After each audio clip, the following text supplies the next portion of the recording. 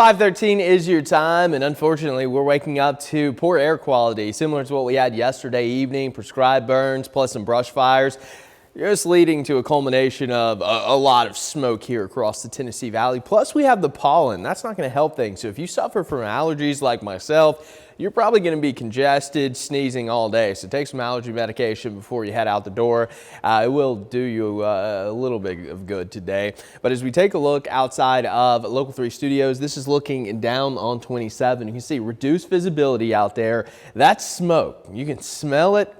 You can feel it in the lungs, and it is going to be smoky all day long. And you can see some of those prescribed burns in Walker County. We have some brush fires all across North Georgia, some pretty thick fires, or large fires, just off to our east into the Carolinas. So there's going to be a lot of smoke kind of coming up throughout much of the day. So not really going anywhere. I don't expect any major improvements to our air quality today. So it might be one of those days, especially if you have respiratory issues, where you might want to limit your time outdoors to some degree. We also have special weather statements in effect for an elevated fire danger. That's kind of been the messaging for much of the month of March, it feels like. And once again, that would be easy with any burning, and take a look at those local burn bans in communities that you may live in.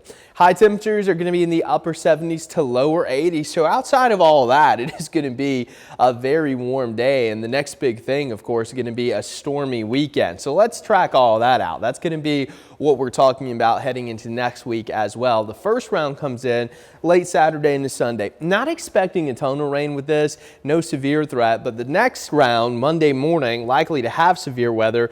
Primary threat going to be damaging winds, but it can't completely rule out an isolated tornado chance.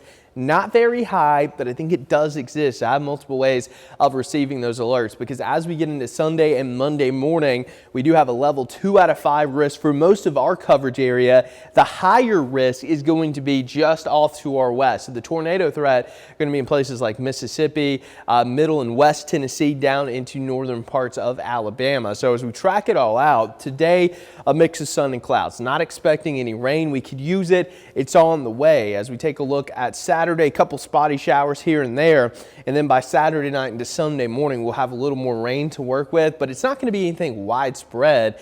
And as we pick this up into Sunday morning, you can see some occasional showers coming in, which could lead to some wet conditions as you head out to church. So you might want to grab that umbrella before leaving the house. And then I think Sunday afternoon and evening, with the exception of a few spotty showers, actually going to be dry. So during the day on Saturday and during the day on Sunday, we're actually not going to have a whole lot of rain to work with. So your weekend plans actually may be okay. And then going into early Monday morning, of course, we'll be here from 4:30 to 7. We'll be tracking that main line of storms that shifts through during the morning hours.